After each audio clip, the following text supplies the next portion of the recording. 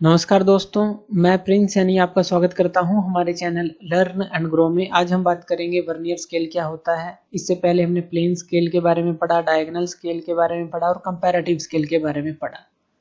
तो आज हम वर्नियर स्केल को देखेंगे, प्रिंसिपल और इसका लिस्ट काउंट भी समझेंगे और टाइप्स ऑफ वर्नियर स्केल को भी समझेंगे। अब यहाँ पर जो वर्नियर कैलिपर है वो हम वर्कशॉप के अंदर यूज करते ही हैं, तो उसी तरह का है लगभग ये। वो भी हमें पता है क्यों यूज होता है, अगर हम कोई स्मॉल यूनिट को मापना चाहते हैं एक्यूरेसी के साथ। इसी तरह से तो ये भी जो है वर्नियर स्केल हमारा यूज होता है स्मॉल यूनिट को मापने के लिए ग्रेट एक्यूरेसी के साथ। ज्यादा एक्यूरेसी के साथ हम स्मॉल यूनिट को माप सकते हैं। जैसे मान लीजिए आप इस तरह से मापना चाहते हैं 1.39, इस तरह से 2.35, इस तरह से मापना चाहते हैं, तो इस तरह से वर्नियर स्केल का यूज करके आप ये आसानी से माप सकते हैं। इस तरह की कोई भी यूनिट हम पीछे ले लेंगे तो इस तरह से हम आसानी से माप सकते हैं। तो ये दो पार्ट्स का बना होता है। पहला पार्ट होता है प्राइमरी स्केल और दूसरा होता है वर्नियर स्केल। प्राइमरी स्केल को मेन स्केल बोलते हैं और जो वर्नियर स्केल होता है वो स्लाइड करता है प्राइमरी स्केल के ऊपर। प्राइमरी स्केल जो है फुली डिवाइडेड होता है माइनर डिविजन्स के अंदर। जैसे प्लेन स्केल होता है सिंपल, पहले वही समझ लीजिए। एक लाइन है, उसको हम डिवाइड कर दें, मान लीजिए सेंटीमीटर्स में है, उसको प्रॉपरली डिवाइड कर दें कुछ पार्ट्स के अंदर, तो इस तरह का हमारे पास प्राइमरी स्केल ही होता है। अब यहाँ पर जो फर्स्ट पार्ट होता है उसको हम फिर से फर्दर सब डिवाइड कर देते हैं। तो यहाँ पर जो ये मेन स्केल है इससे इस तरह की रीडिंग लेना मुश्किल है, लेकिन अगर हम इसके ऊपर वर्नियर को लगा देते हैं तो इस तरह की रीडिंग आसानी से ली जा सकती है। तो इसके ऊपर जो है वर्नियर स्केल को लगाया जाता है। जो ग्रेजुएशन होती है वर्नियर के ऊपर उनको 10 डिवीजन के अंदर बांटा जाता है। तो इस तरह से 10 डिवीजन के अंदर बांटा जाता है। अब देखिए इसके अंदर आपको दिख रहा होगा कि ये जो है वर्नियर इससे बड़ा है स्केल, ये छोटा भी हो सकता है, वो अकॉर्डिंग टू टाइप जो है वो हमारे पास आता है। लेकिन अभी हम इसको जो है बड़ा दिखा रहे हैं, यानी कि स्केल से यहाँ तक देखें और यहाँ से यहाँ तक देखें, ये थोड़ा इससे लेंथ में बड़ा है। तो अभी इसका प्रिंसिपल भी समझेंगे। तो ये यानी कि ये प्राइमरी स्केल हो गया, ये वर्नियर स्केल हो गया। इस तरह से ये हमारे पास होते हैं, जैसे यहाँ पर मिलीमीटर हमने दिखा दिया। अब बात कर लेते हैं जो प्रिंसिपल ऑफ वर्नियर स्केल है। यहाँ पर हम कंसीडर कर लेते हैं एक लाइन 10 सेंटीमीटर की। तो हम एक लाइन ले लेते हैं 10 सेंटीमीटर की और यहाँ पर हम सेंटीमीटर लिख देंगे। इसको डिवाइड करते हैं 10 पार्ट्स में, तो इसको हम 10 पार्ट में डिवाइड कर लेते हैं। इसका क्या मतलब है, मान लीजिए यहाँ पर 0 है, आगे इस तरह से स्केल बना होगा प्लेन स्केल। ये हम सिर्फ फर्स्ट पार्ट की बात कर रहे हैं। तो ये 0 से यहाँ पर हम मान लेते हैं कि ये हमने 10 सेंटीमीटर की लाइन ले ली। एक एक पार्ट जो है इसका 1 पार्ट जो है हमारे पास कितने का होगा, 1 सेंटीमीटर का। यानी कि ये जो पार्ट है ये 1 2 3 4 5 6 7 8 9 10, इस तरह से एक पार्ट जो है 1 सेंटीमीटर का है। टोटल की बात करें वो कितना है हमारे पास, जिसको हम n से डिनोट करेंगे, वो होगा हमारे पास 10 सेंटीमीटर। अब इसी के ऊपर हम एक दूसरा स्केल बनाएंगे। तो अनदर लाइन लेंगे जो कि होगी 10 + 1 11 सेंटीमीटर। यानी कि n 10 था, तो अगर हम n + 1 करें वो क्या हो जाएगी 11 सेंटीमीटर। 11 सेंटीमीटर की एक इसके ऊपर लाइन लेंगे, उसको भी हम 10 पार्ट में ही डिवाइड करेंगे। इसको भी 10 पार्ट में ही, 1 2 3 4 5 6 7 8 9 10। लेकिन जो इसका एक पार्ट होगा, जैसे इसका एक पार्ट कितने का था, 1 सेंटीमीटर का एक पार्ट, इसका जो एक पार्ट होगा वो कितना होगा। अब हमें क्या करना पड़ेगा, इसका एक पार्ट निकालने के लिए जो n + 1 था वो कितना था 11, डिवाइड में n करना पड़ेगा, यानी कि वो कितना था 10। यानी कि 1.1 जो है हमारे पास सेंटीमीटर, या फिर कह लें 11 mm, इसका एक पार्ट होगा। 1.1 सेंटीमीटर कह लें या 11 mm का, यही हमने किया है। यानी कि इसकी लेंथ को हमने एक जो है बढ़ा दिया, 1 सेंटीमीटर बढ़ा दिया। यानी कि हर एक पार्ट के हिस्से क्या आ गया, 0.1 जो है एक्स्ट्रा आ गया। यानी कि ये जो है 1 सेंटीमीटर था तो ये 1.1 सेंटीमीटर होगा, इस तरह से। तो हर एक के हिस्से क्या आ गया, 0.1 फालतू आ गया, तभी तो ये इतना जो है हमारा 1 जो है एक्स्ट्रा बना है। तो इससे थोड़ा लेंथ में भी होगा। तो इस तरह से एक पार्ट 11 mm का हो गया। जैसे हम 0 लिखते हैं तो यहाँ पर 11 आएगा। mm में अगर बात करें यहाँ पर 22 आ जाएगा, यहाँ 33 आ जाएगा, यहाँ 44 55 66 77 88 99 और यहाँ पर 110।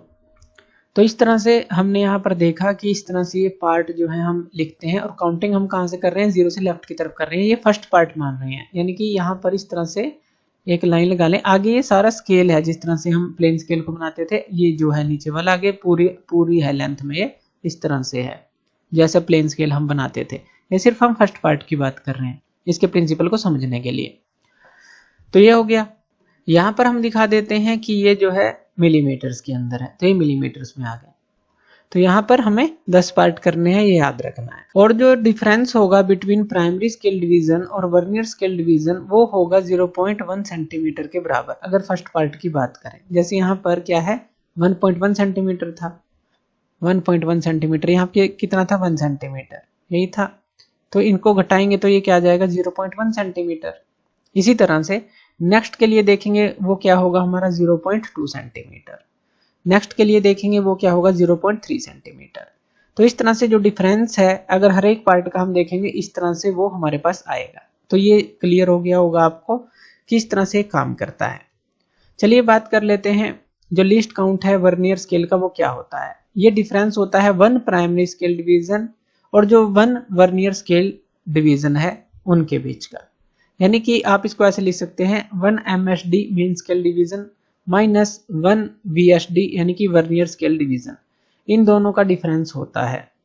तो ये भी हमें याद रखना है और इसको हम इस तरह से डिनोट करते हैं जो लिस्ट काउंट होता है। लिस्ट काउंट मतलब कि सबसे कम जो है, यानी कि मिनिमम जो वैल्यू है वो कितनी माप सकता है, तो वो चीज।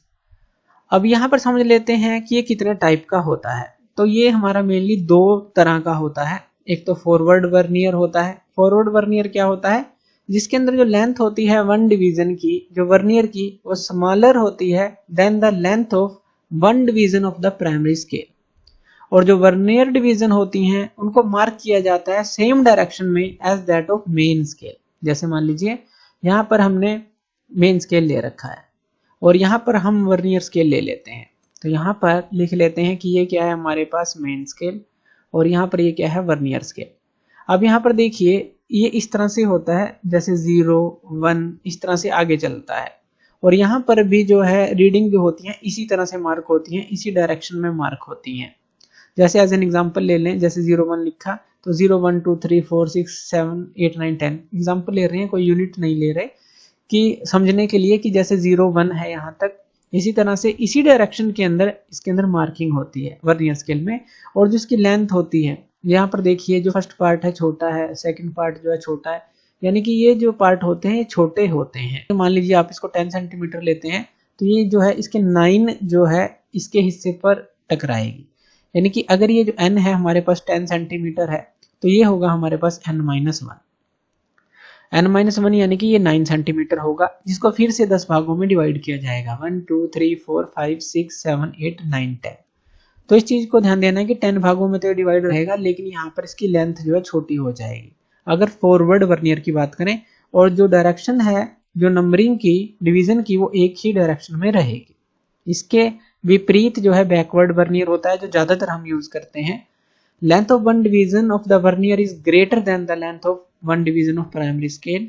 और जो वर्नियर डिवीजन होती हैं वो अपोजिट डायरेक्शन में होती है as that of primary scale. यानी कि जैसे मान लीजिए प्राइमरी स्केल आपने बनाया और यहाँ पर इसकी जो 0, 1 इस तरह से है हमारे पास मार्किंग, तो ये मान लीजिए हम वहाँ क्या करते हैं, 0 यहाँ दिखाते हैं, फिर आगे 1, 2, 3 इस तरह से चलता है। और यहाँ पर जो है वर्नियर की जो मार्किंग होगी वो अपोजिट डायरेक्शन में होगी, जैसे कि ये 0, 1, 2, 3, 4, 5, 6, 7, 8, 9, 10 और यहाँ 0, 5, 10। यानी कि यहाँ पर हुआ क्या है, ये तो हमने सिर्फ फर्स्ट पार्ट की बात की है। आगे मान लीजिए एक और पार्ट है तो वहां पर हम क्या दिखाते हैं, 1, आगे 2, 3।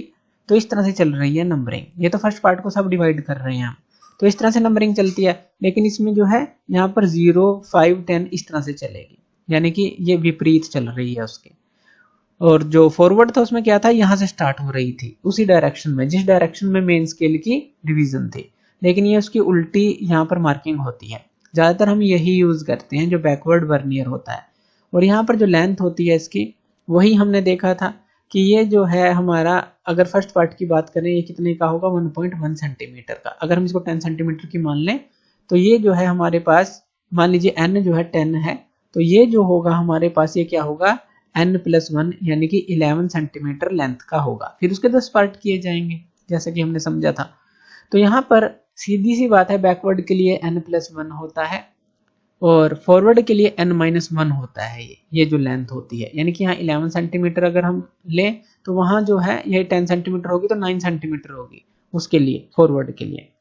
तो इस तरह से हम इसके टाइप को समझ सकते हैं, वर्नियर स्केल क्या है। तो ये सारी चीजें हमने यहाँ पर डिस्कस की। तो थैंक यू वीडियो देखने के लिए, और इसी तरह की वीडियोस के लिए आप हमारे चैनल लर्न एंड ग्रो पे हमें सब्सक्राइब कर सकते हैं। धन्यवाद।